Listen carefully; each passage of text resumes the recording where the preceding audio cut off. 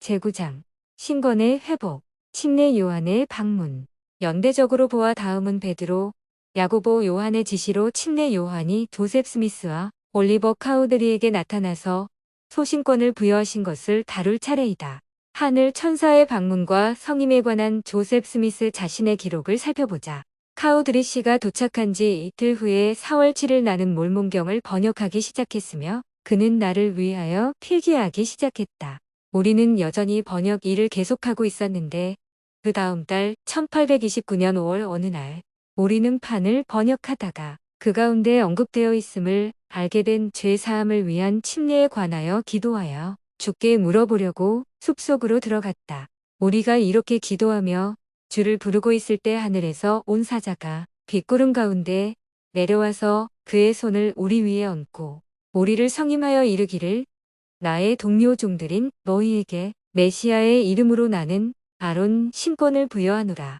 이는 천사의 성령, 회개의 복음 그리고 죄 사함을 위한 침수로서의 침례의 열쇠들을 지니고 있나니 이것은 레위의 아들들이 또다시 의롭게 주께 제물을 바칠 때까지 결코 다시는 땅에서 거두어지지 아니하리라고 하였다. 그는 이 아론 신권에는 성신의 은사를 위한 안수례의 권능은 없으나 이는 이후에 우리에게 부여되리라고 말하고 우리에게 가서 침례를 받으라고 명하면서 내가 올리버 카우드리에게 침례를 베풀고 그 후에 그가 나에게 침례를 베풀어야 한다고 우리에게 지시하였다. 따라서 우리는 가서 침례를 받았다. 내가 먼저 그에게 침례를 베풀고 그 후에 그가 나에게 침례를 베풀었다. 이렇게 한 후 나는 그의 머리에 내 손을 얹고 그를 아론 신권에 성임하였으며 그런 후에 그가 내게 그의 손을 얹고 나를 같은 신권에 성임하였다. 이는 우리가 그렇게 명받은 때문이었다. 이때에 우리를 찾아와 우리에게 이 신권을 부여한 사자는 자신의 이름이 요한이며 신약 전서에서 침례 요한이라 불리는 바로 그 사람이라고 하였으며 자신은 멜기세덱 신권의 열쇠를 지닌 베드로, 야고보, 요한의 지시 아래 행동한다고 말하였고 그 신권은 때가 되면 우리에게 부여될 것이며 나는 교회의 첫 장로라 일컬어지고 그 올리버 카우드리는 둘째 장로라 일컬어질 것이라고 말하였다. 우리가 이 사자의 손으로 성임되고 침례를 받은 것은 1829년 5월의 15째 날이었다. 값진 진주 조셉 스미스 역사 67절에서 72절 침례 요한의 방문에서 우리는 다음과 같은 위대한 진리를 알게 된다. 1. 복음의 의식을 집행하기 전에 권능을 가진 사람으로부터 필요한 신권의 직에 성임되어야 한다. 2. 아론 신권은 다음의 열쇠를 소유하고 있다. 천사의 성역, 회개의 복음, 죄의 사유함을 위한 침수로서의 침례. 3. 이 신권은 레위 자손이 다시 주님께 의해 제물을 드릴 때까지 결코 이 세상에서 거두어지지 않을 것이다. 4. 아론 신권은 하나님의 성스러운 권능이지만 그의 성역 범위는 국한되어 있다. 즉 안수로서 성령의 은사를 베풀 권능이 없다. 조셉 스미스와 올리버 카우드리에게 이 신권을 부여할 때 침례 요한은 이후에 이 두 사람에게 주어질 멜기세덱 신권의 열쇠를 가지고 있는 베드로와 야고보와 요한의 지시에 따라 행한 것이다. 멜기세덱 신권의 회복. 하나님이 영원 전부터 거룩한 선지자의 입을 의탁하여 말씀하신 바만유를 회복 사도행전 3장 21절 참조하시기 위하여는 이 지상의 인간에게 이 두 신권이 회복되어야 할 필요가 있었다. 이 영광의 찬사건이 일어난 지 얼마 되지 않아 주 예수 그리스도의 사도인 베드로, 야고보, 요한은 조셉 스미스와 올리버 카우드리에게 요한이 약속한 성스러운 사도의 직을 포함한 멜기세덱 신권을 부여하여 이 경륜의 시대의 하나님의 왕국 교회를 조직하는 데 필요한 권능을 주셨다. 이리하여 예수 그리스도 후기 성도 교회는 1830년 4월 6일 뉴욕주 세네카군 페이에트에서 6명의 회원으로 조직되었다. 아론 신권과 멜기세덱 신권, 때로는 소신권이라고 불리우는 신권 또는 레위 신권과 멜기세덱 신권의 본질과 이 두 신권의 기능과 성역을 이해하는 일은 예수가 지상에 세우신 교회와 예수 그리스도의 복음을 바르게 이해하는 데 도움이 된다. 오늘날의 기독교회는 어느 신권으로 운영되고 있는가? 아론 신권인가? 멜기세덱 신권인가? 라는 질문이 제기될 수 있다. 그들로부터는 만족할 만한 답변을 기대하기 어렵다. 우리 교회가 적절한 설명을 할 수 있는 이유는 침례 요한이 아론 신권 또는 레위 신권을 이 지상에 다시 회복하셔 조셉 스미스와 올리버 카우드리에게 부여하셨다는 사실을 알기 때문이다. 같은 방법으로 사도 베드로, 야고보 요한은 멜기세덱 신권을 회복하셨다. 이런 사실을 알 때 모든 의혹과 오해는 사라지며 이 중요한 문제와 관계된 성경 구절을 잘 이해하게 된다. 하나님의 신권의 의미와 목적, 어떻게 해서 다시 회복되었는가를 아는 일보다 더 중요한 것이 있겠는가? 왜냐하면 신권은 하나님의 이름으로 행사할 열쇠와 권리, 또한 예수 그리스도의 복음이 갖추고 있는 구원의 의식을 인간의 자녀에게 행할 수 있기 때문이다. 이러한 신권의 권능도 없이 어떻게 지상에 인정받은 예수 그리스도의 교회가 세워졌겠는가? 레위 계통의 제사 직분으로 말미암아 온전함을 얻을 수 있었으면 백성이 그 아래서 율법을 받았으니 어찌하여 아론의 반차를 좇지 않고 멜기세덱의 반차를 좇는 별다른 한 제사장을 세울 필요가 있느뇨.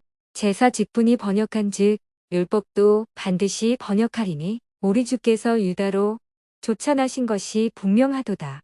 이 지파에는 모세가 제사장들에 관하여 말한 것이 하나도 없고 증거하기를 내가 영원히 멜기세덱의 반차를 좇는 제사장이라 하였도다.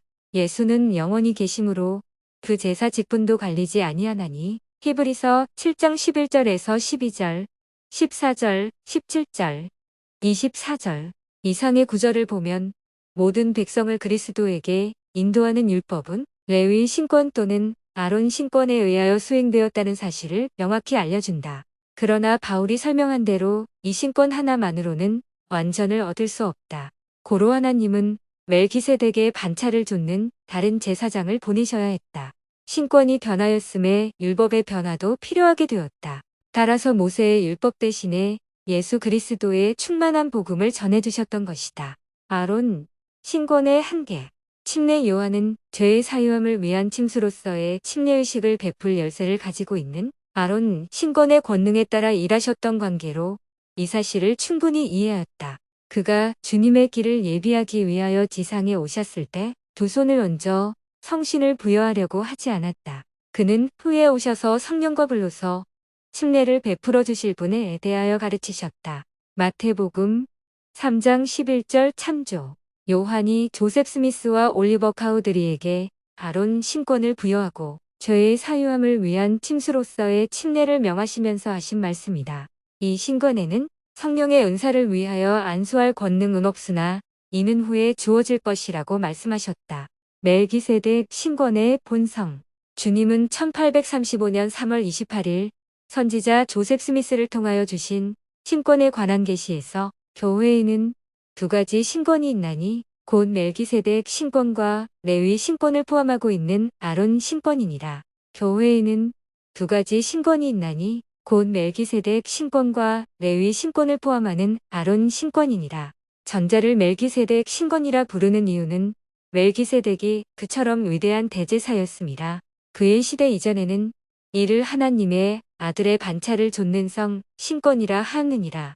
그러나 지존자의 이름을 존중하며 경외하는 뜻에서 그의 이름을 너무 자주 반복하는 것을 피하기 위하여 그들 곧 옛 시대의 교회 회원은 멜기세덱을 좇는 신권 또는 멜기세덱 신권이라 일컬었느니라. 교회 안의 다른 모든 관리, 여건 또는 직분은 이 신권에 부속되어 있느니라. 그러나 거기에는 두 가지 구분, 곧 큰 항목이 있나니 하나는 멜기세덱 신권이요 다른 하나는 아론 곧 레위 신권이니라. 교리와 성약 107편 1절에서 6절. 사도 바울도 이 멜기세덱 신권이 얼마나 높고 위대한 신권인가를 알았고 이를 이렇게 설명하였다. 이 멜기세덱은 살렘 왕이요 지극히 높으신 하나님의 제사장이라. 여러 임금을 쳐서 죽이고 돌아오는 아브라함을 만나 복을 빈 자라. 아브라함이 1절 10분의 1을 그에게 나눠주니라. 그 이름을 번역한즉 첫째의 왕이요 또 살렘 왕이니 곧 평강의 왕이요. 아비도 없고 어미도 없고 족보도 없고 시작한 날도 없고 생명의 끝도 없어 하나님 아들과 방불하여 항상 제사장으로 있느니라. 히브리서 7장 1절에서 3절. 마지막 절을 바울이 멜기세덱을 부모도 없고 족보 시작한 날 생명의 끝도 없다고 말씀하신 것으로 오해하는 사람이 많다. 그러나 1832년 9월 22일 선지자 조셉 스미스를 통하여 주신 신권에 관한 계시에서 하나님은 시작도 없고 끝도 없다는 말은 멜기세덱을 뜻한 것이 아니고 신권이었다고 명백히 밝혀주셨다. 이 신권은 모든 세대에 걸쳐 하나님의 교회 안에 이어져 오나니 시작하는 날도 없고 끝나는 해도 없느니라. 교리와 성약 84편 17절. 권능에 필요한 부름과 성임. 이제 신권의 권능이 필요함을 알았으니 인간이 하나님의 일을 수행하려면 반드시 신권의 직에 성임되지 않으면 안 되며 신권을 소유하지 않은 사람으로부터는 이 권능을 받을 수도 없고 행사할 수도 없다는 점을 성경을 토대로 찾아보기로 하자. 침례 요한은 아론 신권을, 베드로와 야고보와 요한은 멜기세덱 신권을 조셉 스미스와 올리버 카우드리에게 부여한 이유도 바로 여기에 있는 것이다. 대제사장마다 사람 가운데서 취한 자임으로 하나님께 속한 일에 사람을 위하여 예물과 속죄하는 제사를 드리게 하나니 이 종교는 아무나 스스로 취하지 못하고 오직 아론과 같이 하나님의 부르심을 입은 자라야 할 것이니라. 또한 이와 같이 그리스도께서 대제사장 되심도 스스로 영광을 취하심이 아니요 오직 말씀하시니가 저더러 이르시되 너는 내 아들이니 내가 오늘날 너를 낳았다 하셨고 또한 이와 같이 다른데 말씀하시되 내가 영원히 멜기세덱의 반차를 좇는 제사장이라 하셨으니 히브리서 5장 1절 4절에서 6절. 대제사장마다 사람 가운데서 취한 자임으로 하나님께 속한 일에 사람을 위하여 예물과 속죄하는 제사를 드리게 한다는 말보다 더 명확하게 설명할 사람이 있을까? 성임도 받지 않고 대제사가 되겠는가? 오직 아론과 같이 하나님의 부르심을 입은 자라야 할 것이니라. 히브리서 5장 4절. 아론은 어떻게 부름을 받았는가? 하나님이 모세에게 이르시기를 너는 이스라엘 자손 중 형 아른과 그 아들들 곧 나답과 아비후와 엘르아살과 이다마를 그와 함께 비계로 나오게 하여 나를 섬기는 제사장 직분을 행하게 하되 너는 그것들로 내 형 아론과 그와 함께 한 그 아들들에게 입히고 그들에게 기름을 부어 의임하고 거룩하게 하여 그들로 제사장 직분을 내게 행하게 할지며. 출애굽기 28장 1절 41절. 아론이 자신을 불러 성임하지는 않았다. 그리스도께서 대제사장 되심도 스스로 영광을 취하심이 아니었으며 그의 아버지의 부름을 받아 영원히 대제사장으로 임명을 받으신 것이며 후에는 그 자신이 다른 사람을 불러 성임하시고는 예수께서 또 가라사대 너희들에게 평강이 있을지어다 아버지께서 나를 보내신 것 같이 나도 너희를 보내노라. 너희가 네 적든지 사하면 사하질 것이요 누이 주든지 그대로 두면 그대로 있으리라 하시니라. 요한복음 20장 21절 23절. 이에 열두를 세우셨으니 이는 자기와 함께 있게 하시고 또 보내사 전도도 하며 귀신을 내어 쫓는 권세도 있게 하려 하심이로라. 마가복음 3장 14절에서 15절. 예수의 제자들도 스스로 자신을 불러서 성임하지는 않았다. 예수가 불러 성임하여 아버지가 보내신 대로 복음을 전도하러 다녔던 것이다. 바울의 부름과 성임. 복음 전도를 위하여 사울 후에는 바울이라 불리움. 사도행전 13장 9절. 이 부름 받은 경우는 그가 이후로 받은 성임은 예수의 음성으로 형식이 정해진 이래로 이러한 문제에 대한 하늘의 질서가 어떠한 것인가를 생생하게 설명하여 준다. 사울이 행하여 다메섹에 가까이 가더니 호련히 하늘로서 빛이 저를 둘러 비추는지라 땅에 엎드러져 들으며 소리 있어 가라사대 사울아 사울아 내가 어찌하여 나를 핍박하느냐. 어가라 행할 것을 내게 이를 자가 있느니라 하시니. 사도행전 9장 3절에서 6절.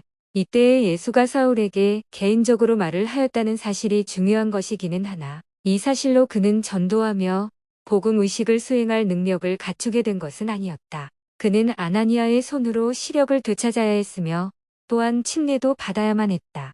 비록 주님이 아나니아에게 사울은 이방인 왕들 이스라엘의 자녀 앞에서 그의 이름을 증거할 선택된 그릇이라고 말씀하셨지만 얼마 후 제자와 다른 사람들 앞에서 자기가 보고 들은 것에 관하여 말하고 난 다음 전도를 위한 성임을 받아야 했다.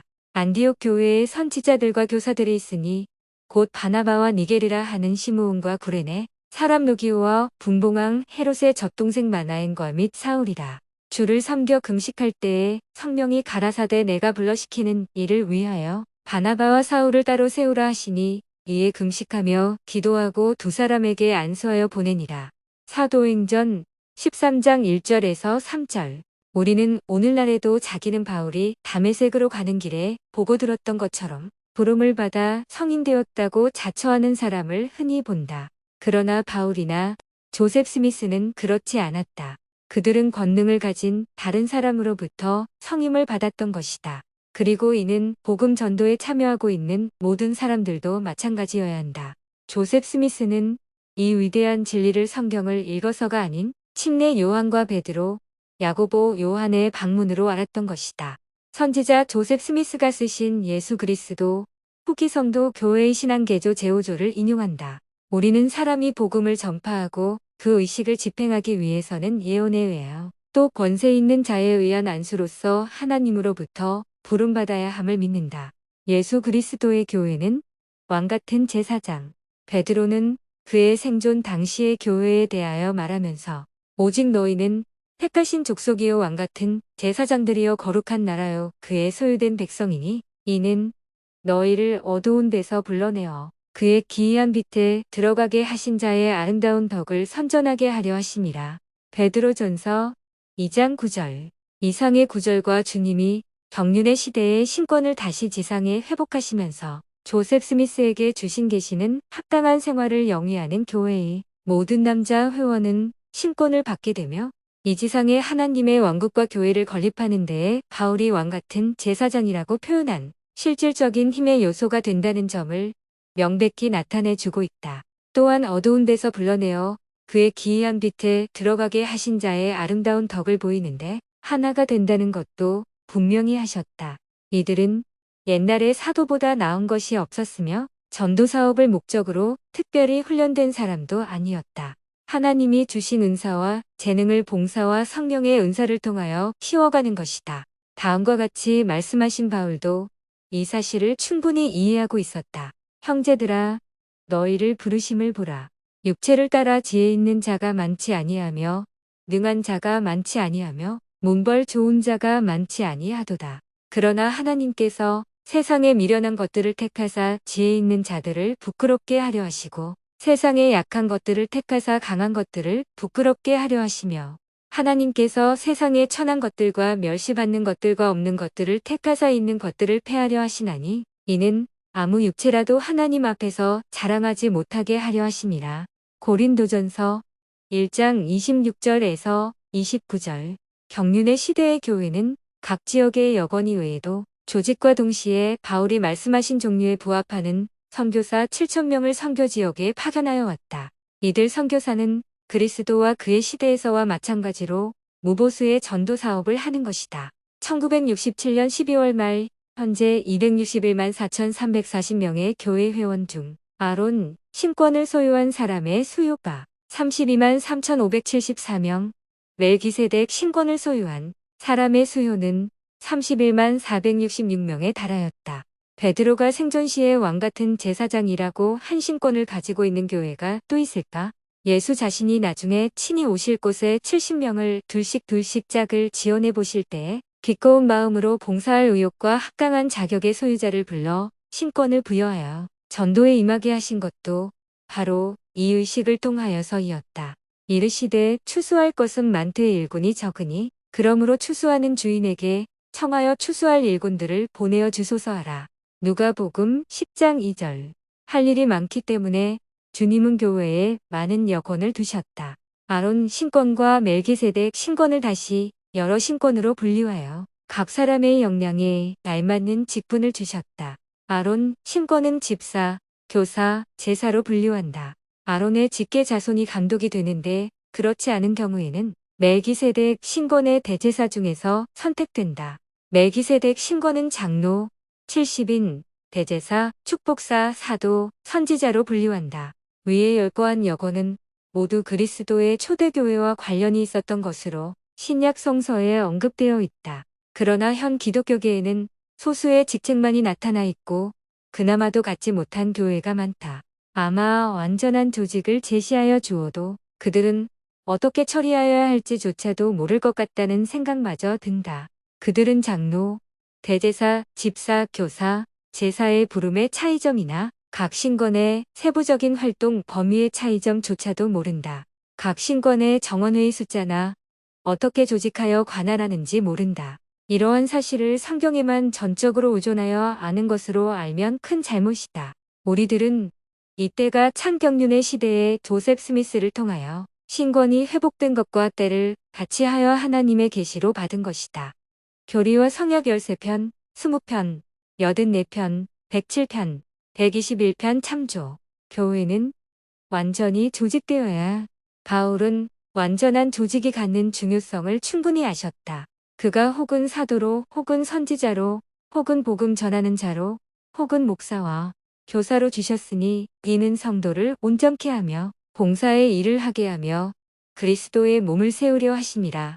우리가 다 하나님의 아들을 믿는 것과 아는 일에 하나가 되어 온전한 사람을 이루어 그리스도의 장성한 분량이 충만한 데까지 이르리니 이는 우리가 이제부터 어린아이가 되지 아니하여 사람의 괴술과 간사한 유혹에 빠져 모든 교훈의 풍조에 밀려 요동치 않게 하려 함이라.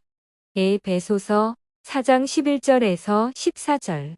사람의 괴술과 간사한 유혹에 빠져 모든 교훈의 풍조에 밀려 요동하여 온 것이 기독교계가 아닌가 한다. 한 믿음으로 뭉치게 하기 위신권에 회복하여 하나님이 교회 내에 두신 여건이 없어진 때문에 이제는 필요가 없는 것이라고 말할 사람이 있겠는가? 어떤 상태를 기대할 수 있는가? 예수 그리스도 교회의 장래.